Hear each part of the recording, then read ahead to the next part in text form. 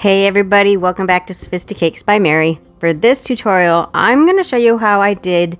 This is quite possibly the easiest fault line cake I have ever done.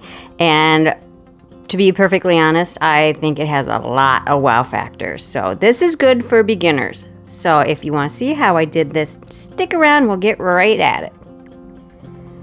First of all, mix your cake completely with your buttercream. Just kidding. We're going to put a layer of white American buttercream on my pre-crumb coated cake. This is 4 layers of cake, and I filled it with my American buttercream, the same buttercream, and I am doing and crumb coated it with the buttercream. And now I'm doing my base coat of white. The link for this buttercream recipe, I will try to remember to attach it into the description of this video. And I will also try to remember to add an iCard on this video that you can click on to my tutorial on how I make it. So anyway, we're going to go ahead and put a generous-ish layer of buttercream just to make sure that you can't see through it. But remember, we're going to do another layer of the fault line, which is not going to cover the entire cake. But there's going to be, where the black is, it's going to be double thick. So just kind of keep that in mind. If you're not a big fan of buttercream, then just try not to add too much, I guess is what I'm trying to say. Because you're going to be adding some more as your decoration. Now just get that as level as you can, as even as you can, and then pull that top in and clean off your board and put it in your freezer or your refrigerator while you're working on the rest here. Now, that was my comb that I used. It's a Wilton comb. You can use whatever kind of a texturizing comb you would like to. I just thought adding the texture to the fault line would give it, kind of kick it up a notch. Make it a little bit more special. And what I'm doing is I am piping just kind of a swirl pattern around the cake with this. With the black buttercream. You can use whatever color you want to, but I like the contrast of the black and the white. And it's real easy to do this, but just remember, keep in mind when you're piping on your accent color, don't pipe it as wide as you want your final look to be. As you are smoothing it with your smoothers, you'll see here that it spreads out. And it's going to fill in some of that negative space.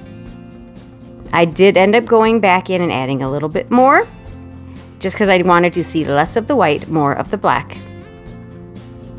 But you can go ahead and, I think I'd rather add more if needed than end up with too much and thinking, shoot, now I might as well cover the entire cake with the black buttercream because you can't even see my white under there. So just do little bits at a time.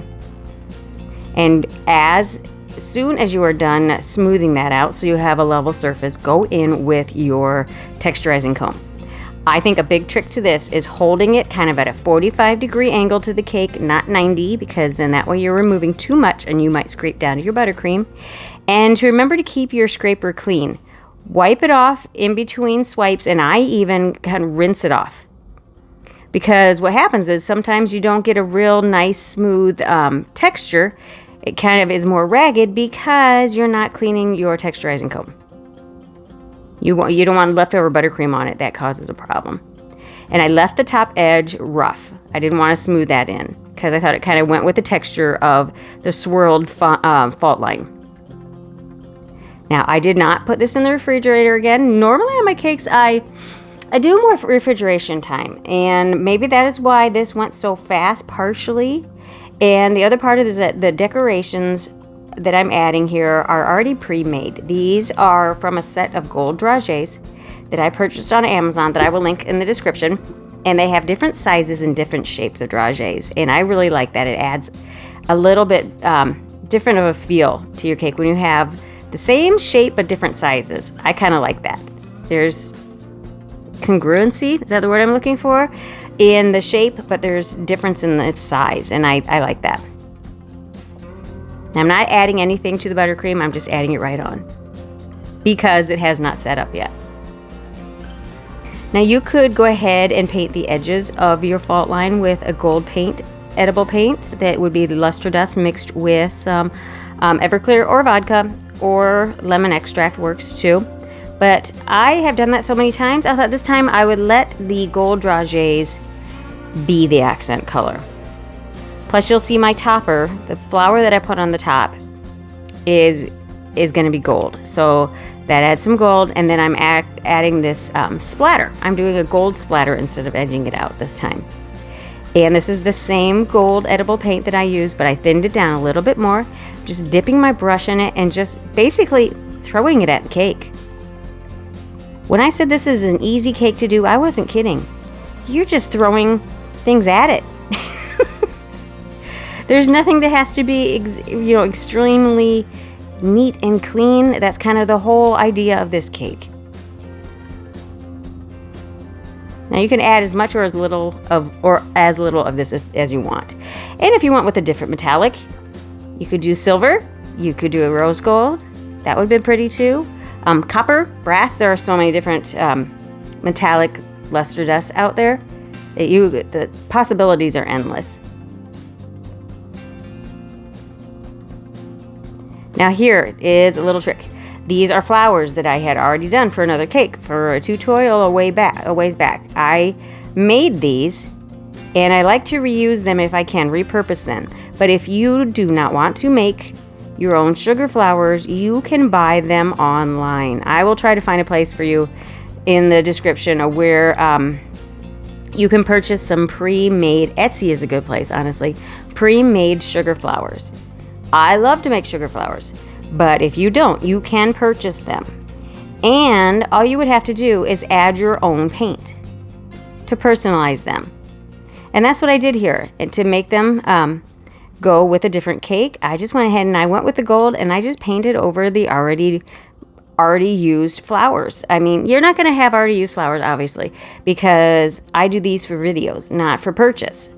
But the point is, you can get some already made, handmade, but shipped to you flowers that you can make to go with your cake by just painting them or using luster dust to add a different the shades of your cake.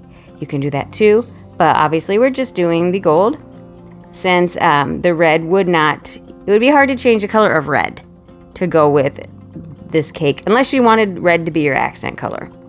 But it would be hard to do another color on top of a real concentrated color. So we went with gold this time. And this dries surprisingly fast. It dried in probably an hour. I was able to put it on the cake.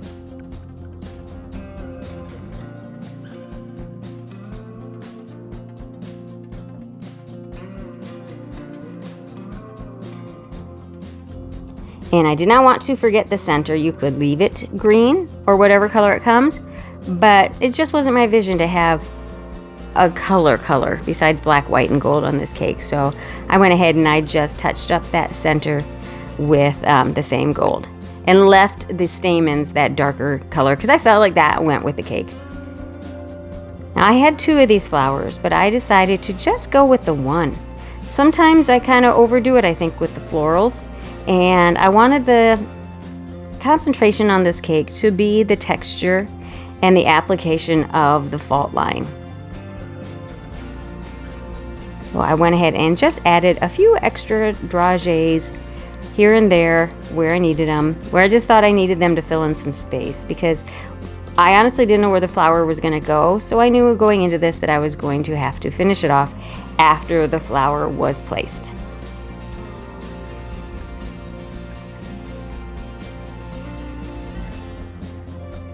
I suppose I could have put some dragees in the middle on the top also.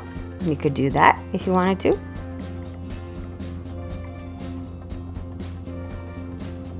So there you go, guys.